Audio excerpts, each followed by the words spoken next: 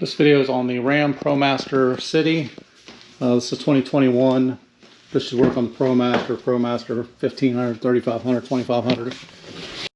What I want to do is delete this rearview mirror. So basically the rearview mirror is hanging in front of me here. If you can see in the mirror, you can't see anything back there. There's no seats back here. There's no people back there. There's no windows back there. So basically I want to take this mirror off because it's just going to be in my way.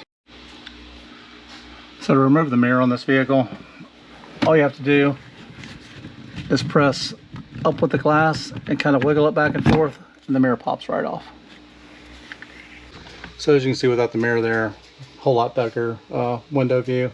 And again, can't see anything behind you anyhow. So why have the mirror there in the first place? Door. Yeah, I'm going to route my in-dash camera up and around the header there, and I'll mount my dash cam up here instead.